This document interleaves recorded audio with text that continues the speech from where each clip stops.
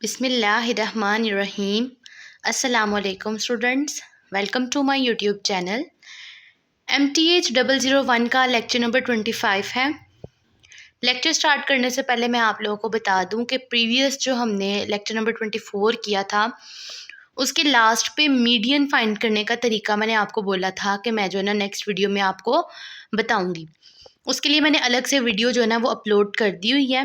आप उसको देख के मीडियन फाइंड करने का जो है ना वो तरीका देख सकते हैं। कैसे हम मीडियन फाइंड करते हैं, डाटा ग्रुप्ड हो या अनग्रुप्ड हो, ठीक है, वो कंप्लीट डिटेल मैंने आपको बता दिया है। नेक्स्ट देख लें, मीडियन जब आपने फाइंड करना हो in case of frequency distribution of a continuous variable. ये जो फ्रिक्वेंसी डिस्ट्रीब्यूशन है ना, यहाँ से हमें पता चलता है कि हमने जो डाटा है वो हमारे पास गिवन है ग्रुप्ड, ठीक है। जिस डाटे के साथ एफ गिवन हो यानी फ्रीक्वेंसी गिवन हो तो वो हमारे पास होता है डाटा ग्रुप्ड। तो जब फ्रीक्वेंसी गिवन है उसके लिए आप फार्मूला लगाते हो X median equals to L plus H over F bracket N over two minus C, ठीक है। तो ये जो आपके पास है ना, ये सारी की सारी आपके पास गिवन होंगी वैल्यूज़, फिर आप फाइंड कर सकते हैं। इस मामले में एल जो है वो आपके पास लोअर क्लास बाउंड्री होगी, ठीक है। हम जो क्लास बाउंड्रीज लेते हैं ना उसमें से जो लोअर वाली वैल्यू होगी ना वो आपके पास लोअर क्लास बाउंड्री आ जाएगी। प्लस एच आपके पास आएगी हाइट, ठीक है। यहाँ पे नीचे जो है ना इन्होंने बताया भी हुआ है कि एल आपके पास लोअर क्लास बाउंड्री होगी मीडियन में, एच जो है वो क्लास इंटरवल साइज होगा, ठीक है। तो इसको हम हाइट ही कहते हैं। ये मैं आपको नेक्स्ट बताती हूँ कैसे फाइंड करते हैं, वैसे तो मैंने बताया भी हुआ है। उसके बाद एफ़ जो है वो आपके पास फ्रीक्वेंसी आती है। जब आप फाइंड करेंगे ना, ये क्वेश्चन एग्जांपल देखें तो वहाँ से फिर बताएंगे हम फ्रीक्वेंसी को कैसे सेलेक्ट करते हैं। एन जो होता है वो आपके पास टोटल ऑब्जर्वेशन जो है ना उसका सम होता है, ठीक है। और एन को हम 2 पे डिवाइड करते हैं मीडियन में, ठीक है। ये हमारे पास रूल होता है। और जो सी होता है वो क्यूमुलेटिव फ्रीक्वेंसी होती है, लेकिन हम क्यूमुलेटिव फ्रीक्वेंसी वो लेते हैं जो हमने लोअर क्लास बाउंड्री वाली एक फुल जो है ना वो हमने लाइन सेलेक्ट की होगी ना, उससे जो ऊपर वाली होगी ना वैल्यू वो हम लेंगे क्यूमुलेटिव फ्रीक्वेंसी के लिए, यानी कि प्रीसीडिंग वैल्यू हम लेते हैं, ठीक है। यहाँ पे इन्होंने एग्जाम्पल दिया है तो मैं यहाँ से आपको समझाती हूँ। देखिए आपके पास जो है ना माइल एज रेटिंग क्या थी, 30.0 से 32, फिर 33 से 35।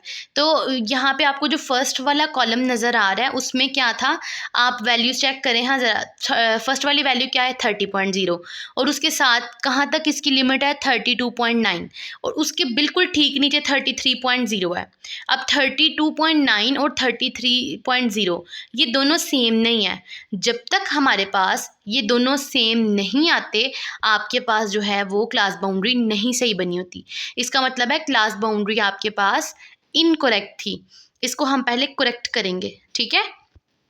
तो वो हमें बनानी पड़ती है क्लास बाउंड्री। अगर ठीक ना पेपर में आपको दी होगी आपका आंसर सही नहीं आएगा जब तक आप करेक्ट वाली बना नहीं लेते हैं, ठीक है। नंबर ऑफ कार्स आपको गिवन क्यों है, एक्स गिवन क्या हुआ है। नेक्स्ट वाला जो सेकंड टेबल था वो आपके पास एक्स है, 2 4 14 8 और 12, ठीक है।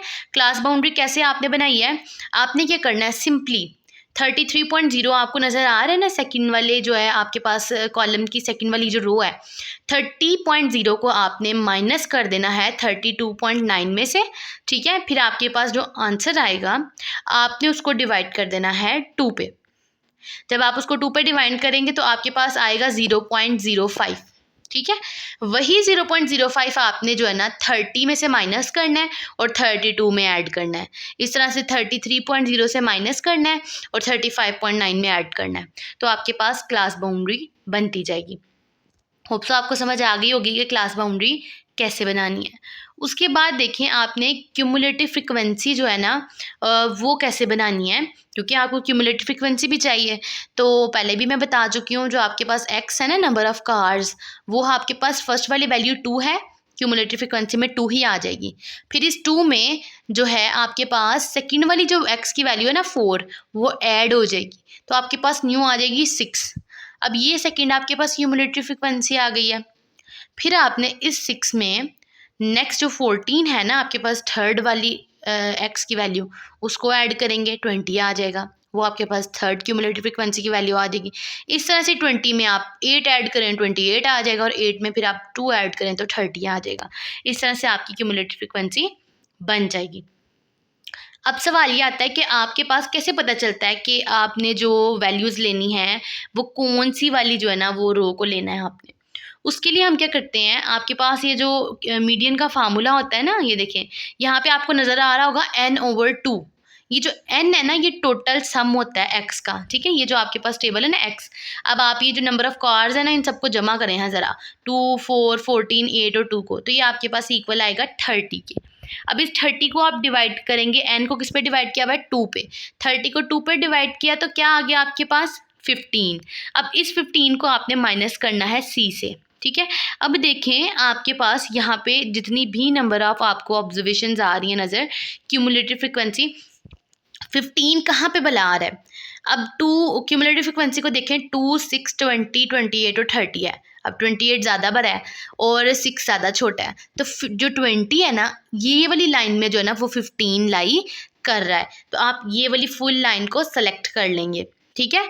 अब इसी से आप क्लास बाउंड्री जो है ना वो रखेंगे, तो लोअर क्लास बाउंड्री क्या है, 35.95 है, आप वो लेंगे, ठीक है।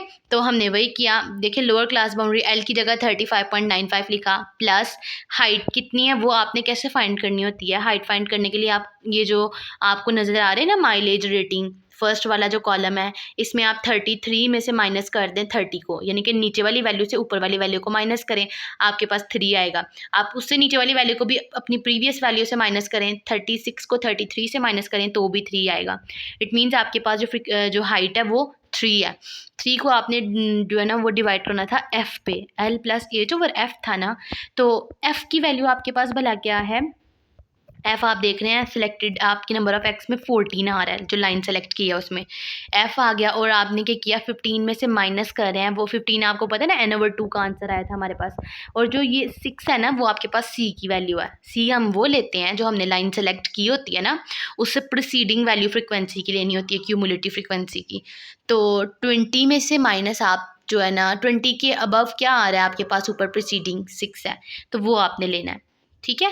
अब इस तरह से 15 में से 6 को माइनस करें, आपके पास 9 आएगा, उसको आप मल्टीप्लाई 3 से करें, डिवाइड करें 14 पे, 1.93 आ जाएगा। 35.95 को प्लस करें 1.93 में तो आपके पास 37.88 आ रहा है, जो कि अप्रॉक्सीमेटली 37.9 के इक्वल है। तो ये आपके पास मीडियन फाइंड करने का तरीका है। उसके बाद देखें सिमेट्रिक कर्व आपके पास क्या होता है। अच्छा, जो चीज़ें मैं आपको स्किप करवा रही हूँ या नहीं इसमें जो है ना वो पॉइंट आउट की हुई, आप उसको स्किप कर सकते हो, बिकॉज़ जो मैं आपको बता रही हूँ वो मैंने जो है ना फाइंड की हैं कि क्या चीज़ें इंपॉर्टेंट हैं और क्या पेपर में आती हैं, तो बस वही चीज़ें जो है ना वो मैं आपको पढ़ा रही हूँ। सिमेट्रिक कर्व में देखें, सिमेट्रिक का मतलब आप जो है ना ये समझ लें, सिमेट्रिक कहते हैं बैलेंस्ड इक्वेशन होना। कोई भी चीज़ जब बैलेंस्ड होती है वो सिमेट्रिक होती है, ठीक है। अब आपको नज़र आ रहा होगा जहाँ पे मीडियन लिखा हुआ है, एरो जा रहा है आपका बिल्कुल सेंटर में, इसका क्या मतलब है, जितनी आपके पास लेफ़्ट साइड पे जो है ना वो चीज़ होगी उतनी ही राइट साइड पे भी होगी, ठीक है। तो इसको कहते हैं सिमेट्रिक। फॉर एग्जांपल हम इंसान है ना, तो हम सिमेट्रिक कब होते हैं कि लेफ़्ट हैंड वही है आपके पास राइट हैंड, ठीक है। जो आप इसी तरह से आप देखें सिमेट्रिक बैलेंस इक्वेशन का खड़ा, बैलेंस कहते हैं स्टेट हमारे पास सिमेट्रिक होती है, ठीक है। अब देखिए आपके पास सिमेट्रिक कब होगा, जब मीन इक्वल आ जाए, मीडियन की और मीडियन इक्वल आ जाए मॉड, जब ये तीनों आपस में इक्वल हों इट मीन्स आपके पास इक्वेशन सिमेट्रिक है। ये आपको एमसीक्यूज आ सकता है। उसके बाद आ जाए ये आपके पास एम्पिरिकल रिलेशन जो है ना, ये बड़ा इंपॉर्टेंट है, आपको शॉर्ट जो है ना वो 3 नंबर का आ सकता है। Empirical relation between the mean, median and mod, वो फाइंड करने के लिए आपने फार्मूला याद रखना है, वैल्यूज़ आपको उन्होंने गिवन की होंगी, mode equals to 3 median minus 2 mean, तो यहाँ से आप मॉड की वैल्यू निकालोगे जो कि उन्होंने मीन और मीडियन की वैल्यूज़ गिवन की होंगी, तो यहाँ से आप इजीली जो है ना मॉड फाइंड कर लेंगे, तो ये आपके पास एम्पिरिकल रिलेशन होगा, ठीक है। आपने ये याद रखना है, आपको अगर खाली शॉर्ट आ जाए व्हाट इज़ एम्पिरिकल रिलेशनशिप, तो आप ये वाला फार्मूला लिख दीजिएगा, और अगर शॉर्ट आ जाए वैल्यूज़ गिवन की हो तो आपने उसकी वैल्यूज़ पुट करके आंसर फाइंड कर लेना। अच्छा, मीडियन क्या होता है, मीडियन होता है सेंटर, ठीक है। तो मीडियन में इट मीन्स जितनी वैल्यू लेफ्ट साइड पे आपके पास परसेंटेज है उतनी ही राइट साइड पे भी आ रही है, ठीक है। 50-50% पे डिवाइड करते हैं। उसके बाद आपको फर्स्ट क्वार्टाइल फाइंड करने के लिए बोल दें, तो कैसे हम जो है ना क्वार्टाइल्स फाइंड करते हैं। आपके पास क्वार्टर का मतलब पता है ना, क्वार्टर मतलब 4 पार्ट्स, ठीक है। तो फार्मूला मीडियन का ही सेम बिल्कुल होता है, बस क्या होता है कि हम क्या कर रहे थे पहले, मीडियन के लिए n के नीचे 2 था ना, तो यहाँ पे n के नीचे 4 आ जाएगा, L plus H over F N over 4 minus C. ये आपके पास फर्स्ट क्वार्टाइल का फार्मूला है, आपने इसको याद रखना है। पेपर में अगर आपको वैल्यूज़ गिवन की हो, आपने वो पुट करके फर्स्ट क्वार्टाइल फाइंड कर लेनी है। सेम मीडियन की तरह फाइंड करनी है, सिर्फ जो एन के नीचे हम 2 पुट कर रहे थे, यहाँ पे आप 4 पुट करेंगे। सेकंड क्वार्टाइल जो होता है वो मीडियन होता है। ये इंपॉर्टेंट आपके पास एमसीक्यूज है कि second quartile equals to median होता है, यानी कि सेकंड क्वार्टाइल मीडियन का ही नाम है दूसरा।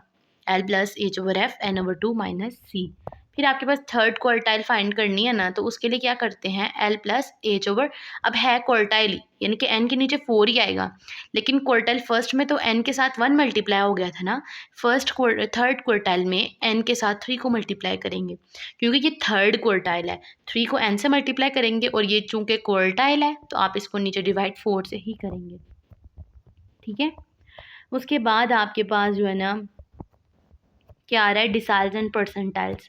फार्मूलाज आपको दे दिए मैं डिसाइल, आपको डिसाइल से पता चल रहा है ये आपको जो है ना 10 की बात हो रही है। ठीक है, डिसाइल्स यानी कि आपके डेसिमल्स में वैल्यूज जा रही हैं 10th में। ठीक है, तो आप सेम फार्मूला रखेंगे, एन के नीचे सिंपल आपके पास 10 आएगा, L plus H over F N over 10 minus C. ये आपके पास डिसाइल के लिए फार्मूला है। अब आपको डिसाइल 2 फाइंड करने के लिए बोला जाए तो आपने सेम वही मेथड रखना है, सिर्फ एन के साथ 2 को मल्टीप्लाई कर देना है। डिसाइल 3 फाइंड करनी है तो एन के साथ 3 यानी कि L plus H over F 3n divided by 10 minus C. ठीक है, इस तरह से आपको फिफ्थ डिसाइल फाइंड करने के लिए अमूमन अगर दे देते हैं तो फिर आपने क्या करना है कि n जो है उसके साथ 5 मल्टीप्लाई होगा, बाकी सारी की सारी सेम होगी। उसके बाद आपके पास आ जाता है फार्मूला परसेंटाइल्स के लिए। तो परसेंट से आपको पता चल रहा होगा कि परसेंटाइल्स मींस 100। तो यहाँ पे आपने फार्मूला जो लगाना है P1 यानी कि फर्स्ट परसेंटाइल के लिए, वो आपके पास है L plus H over F N over 100 minus C. N के साथ देखें 1 है, लेकिन परसेंटाइल से चूंकि तो एन को डिवाइड 100 पे कर रहे हैं। ठीक है, इस तरह से P2 फाइंड करना तो सेम सीक्वेंस जाएगा, सिर्फ 2 के साथ n के साथ 2 आ जाएगा, फिर n जो 3 के साथ मल्टीप्लाई हो जाएगा, नीचे 100 ही रहेगा आपके पास ओवर में। तो ये थे आपके पास परसेंटाइल्स डिसाइल्स का जो है ना वो कॉन्सेप्ट था। ठीक है, तो मज़ीद जो है आज का जो लेक्चर है इसमें ये चीज़ें जो मैंने आपको करवा दी इंपॉर्टेंट है, बाकी जो है ना वो नेक्स्ट लेक्चर शुरू हो रहा है आई थिंक। अच्छा, ये आपके पास क्यूमुलेटिव फ्रिक्वेंसी, पॉलीगॉन और गिव का भी कॉन्सेप्ट है। आपके पास जो क्यूमुलेटिव फ्रिक्वेंसी के आंसर आते हैं ना, आपने उनको जो है ना वो बार की फॉर्म्स में लिखना है। ठीक है, बार्स बना के ना, तो उसके बाद जो बार के कॉर्नर पॉइंट्स हैं ना, उन सब कॉर्नर पॉइंट्स को आपस में मिला देते हैं हम, और फिर बाकी आपने रिमूव कर लेनी है बार्स को, और जो पॉइंट्स आपने मिलाए हैं ना, यहाँ से आपके पास बनता है ऑगिव। ठीक है, तो यहीं पे आपको इन्होंने ऑगिव बना के दिखाया हुआ है कि जो 29.95 है उसके पास आपके पास n ओवर 2 बन रहा है, जो वैल्यू बन रही है। ठीक है, ऑगिव की। इस तरह से जो है ना आपका ये वाला जो है ना लेक्चर है, इसमें ये चीज़ कोई भी इम्पॉर्टेंट नहीं है, इसलिए मैंने आपको उस तरह से नहीं करवाई। बाकी आप जो है ना बाकी जितना मैंने आपको करवाया लेक्चर उसको जो है ना वॉच करें, उसको प्रिपेयर कर लें अपने फाइनल के लिए, तो आपके अच्छे मार्क्स आ जाएंगे। मिलते हैं अपने नेक्स्ट लेक्चर में, तब तक के लिए अल्लाह हाफिज़।